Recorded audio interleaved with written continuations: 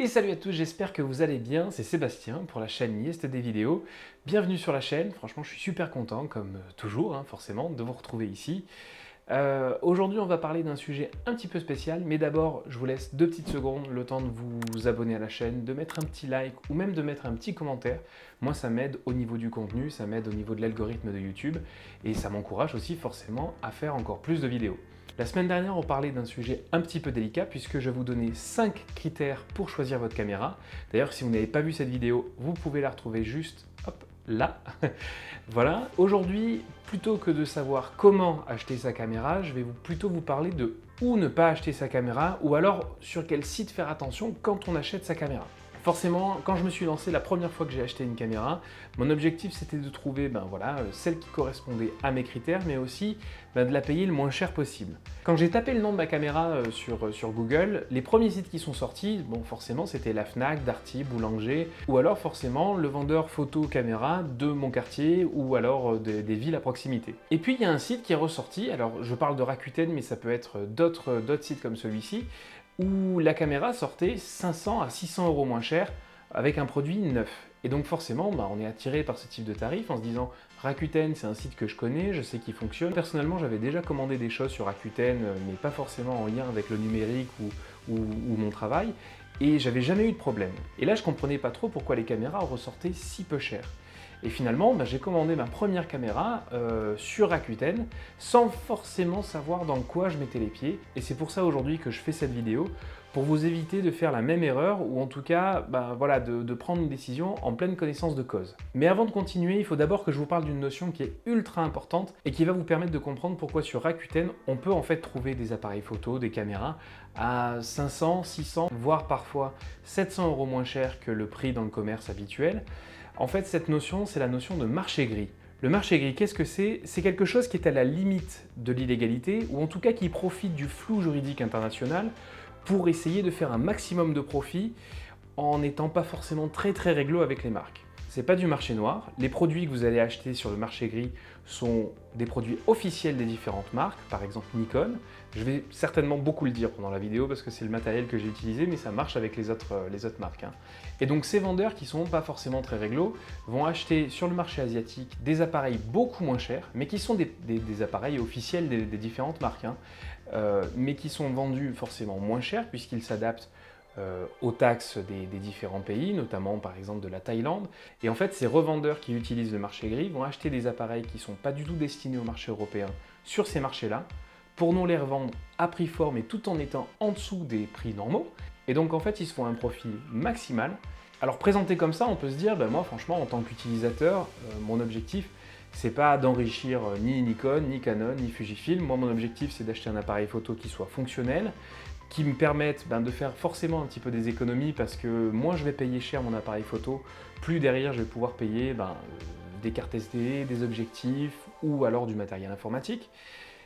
Et présenté comme ça, on se dit ouais, ça peut être tentant. Ce qu'il faut comprendre, c'est que les marques tolèrent l'utilisation de leur matériel sur le marché gris parce qu'ils n'ont pas d'autre choix, parce que c'est comme ça, parce que si vous avez réussi à acheter cet appareil photo d'une manière légale, malheureusement, ils ne peuvent pas vous bloquer. En revanche, il faut savoir que si vous achetez un appareil photo sur le marché gris, les marques n'assureront plus la garantie de votre appareil pendant les 2 années, même si votre matériel est neuf. Ça veut dire que moi qui ai acheté par exemple mon premier appareil photo sur Rakuten via un revendeur britannique, j'ai vu dans la description qu'il y avait marqué une garantie assurée par le vendeur pendant 2 ans. Et franchement, c'est une ligne qui peut porter à confusion parce qu'on se dit forcément une garantie pendant 2 ans par le vendeur, on peut assimiler ça si on n'est pas forcément très attentif à une garantie constructeur, et si mon appareil photo tombe en panne, je n'ai qu'à le ramener au SAV par exemple de Nikon en disant voilà, mon appareil photo est neuf, je voudrais voir quelle réparation on peut faire, etc. parce qu'il ne fonctionne plus. Nikon va vous regarder et vous dire oui d'accord, sauf que en fait votre appareil photo il était destiné au marché asiatique, donc nous on ne le prend pas en charge, et ils peuvent même à mon avis refuser de le prendre en charge totalement, même contre paiement. Et donc c'est là le véritable risque que vous encourez si vous achetez votre matériel sur le marché gris, parce que si jamais vous achetez un appareil photo qui, par tout hasard, ne fonctionne plus dans les 2 ans, vous serez très certainement obligé de le renvoyer à votre vendeur. Et franchement, comme le vendeur n'est pas forcément très réglo avec le droit international, le respect des différentes marques, etc., en fait il n'est pas impossible que dans les 2 ans, même si le vendeur vous garantit une assurance de réparation pendant les 2 ans, il n'est pas impossible que dans les 2 ans, finalement, il ait fermé boutique parce qu'il a écoulé tout son stock de Nikon Z6 qu'il a acheté un peu illégalement sur le marché asiatique et qu'en fait, derrière, vous ne puissiez pas vous faire réparer votre appareil. Alors certes, l'appareil, vous l'aurez payé 500 ou 600 euros moins cher, mais si votre appareil photo ne fonctionne plus, en fait, vous aurez perdu 1500 balles. Et enfin, surtout, ce qu'il ne faut pas oublier, c'est que certes, votre vendeur, il va vous assurer une garantie pendant 2 ans, mais le vendeur, généralement, quand il fait ce type de pratique, il est à l'étranger.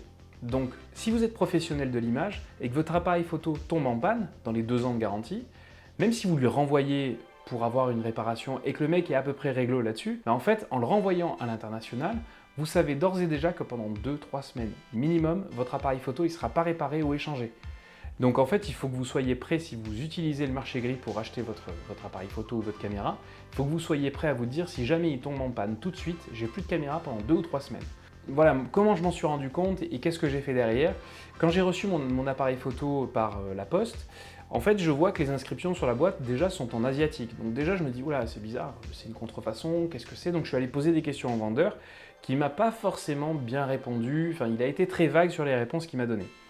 Derrière j'ai ouvert la boîte et en fait en ouvrant la boîte déjà je me suis rendu compte qu'il n'y avait pas de blister. Donc la boîte n'était pas sous vide, la petite bande de garantie qui m'assurait que le produit était neuf était prédécoupée. Donc déjà je me suis dit il y a quelque chose qui ne va pas sur cette commande, on me la présente comme quelque chose de neuf et pourtant déjà l'emballage a été un petit peu endommagé. Et je ne parle pas de reconditionné ou de matériel d'occasion, moi le produit était présenté par le vendeur comme neuf. Et sur l'emballage, je note qu'il y a une offre selon laquelle en fait dans la boîte il y avait et l'appareil photo et une carte XQD et que tout ça ne pouvait pas être vendu séparément. Ça c'était écrit en anglais. Et là je me dis ah ouais d'accord. Donc en fait pas vendu séparément, ça veut dire que le mec est en train de vendre un appareil photo grâce à une promo en plus qui lui a permis de récupérer une carte XQD. Aujourd'hui, il faut savoir, si vous n'êtes pas spécialiste, qu'une carte XQD, c'est une sorte de carte SD, on va dire, un petit peu plus haut de gamme, qui coûte, si vous prenez la plus petite capacité, minimum 100 voire 150 euros. Donc déjà, le type a fait minimum sur son packaging une économie de 150 euros. Et donc en contactant le vendeur, finalement, moi pas de bol, je me suis rendu compte que mon appareil photo ne marchait pas. Donc j'ai contacté le vendeur, je lui ai demandé si je pouvais aller voir un SAV Nikon, et il m'a expliqué que non, parce que c'était du matériel qui n'était pas destiné au marché européen. Et c'est là que j'ai pris la décision de prendre le matériel et de lui renvoyer. Parce qu'en fait, c'est beaucoup trop de problèmes. Il faut savoir que même si vous partez en vacances avec ce matériel-là, et votre facture ne vous permet pas, en théorie, de passer les douanes. Si vous avez une facture comme celle-ci, si vous tombez sur un agent des douanes un petit peu tatillon, il peut vous saisir aussi le matériel. Donc moi, aujourd'hui, le marché gris, c'est vrai que c'est quelque chose que j'évite au maximum. Quand je commande sur internet aujourd'hui, s'il n'y a pas marqué garantie constructeur, revendeur officiel ou des petits indices qui me permettent de savoir que ce que je viens d'acheter, en fait, c'est accepté et c'est plutôt légal vis-à-vis de Nikon. Après, ce qu'il faut savoir, c'est que sur ces sites-là, ce n'est pas le site qui est en question. Moi, Rakuten, j'ai acheté plein de choses à des vendeurs français, que ce soit neuf ou d'occasion, j'ai jamais eu de problème. Et surtout, c'était des vendeurs français qui payaient leurs impôts en France, qui étaient revendeurs officiels des différentes marques pour lesquelles j'achetais leurs produits. Et donc, vraiment, en fait, ce qui pose problème, c'est les revendeurs. Et donc, en fait, ce qu'il faut lire, c'est vraiment la description qu'il y a en dessous et quelle est notamment la garantie qui est proposée. Après, il ne faut pas se leurrer. À part une promotion énorme que vous pouvez avoir auprès d'un magasin pendant les soldes, pendant les Black Friday, vous ne pourrez jamais économiser plus de 500 euros, voire même plus de 250 euros sur un appareil photo qui est ultra récent et qui est neuf, évidemment. Donc si l'offre est trop alléchante, sachez qu'il y a forcément quelque chose qui se cache derrière. Moi, je vous conseille vraiment de faire très attention à ce type de choses sur Internet parce que derrière, ok, c'est tentant financièrement, mais si jamais vous avez le moindre problème avec votre appareil photo, c'est là que les ennuis peuvent commencer. Et moi, pour l'avoir expérimenté, j'ai mis à peu près 1 mois et demi à être remboursé par le vendeur parce qu'en fait, il refusait de me rembourser sur le motif que je lui ai renvoyé parce que c'était du marché gris. Il refusait de me rembourser le prix d'achat alors qu'il y avait forcément une période de 15 jours de rétractation. Et là-dessus, pour le coup, vraiment, je remercie Rakuten qui a été au top dans ce problème-là et qui a vraiment contraint le vendeur à effectuer ce remboursement. Voilà, je vous remercie beaucoup d'avoir regardé cette vidéo. Encore une fois, si vous n'êtes pas abonné, abonnez-vous, faites sonner la cloche. Mettez un petit like, ça aide toujours, ça fait plaisir. Et surtout, partagez cette vidéo à vos amis. Si vous avez des amis vidéastes notamment, ça pourrait les intéresser. Et moi, je vous dis à très bientôt pour une prochaine vidéo. Ciao!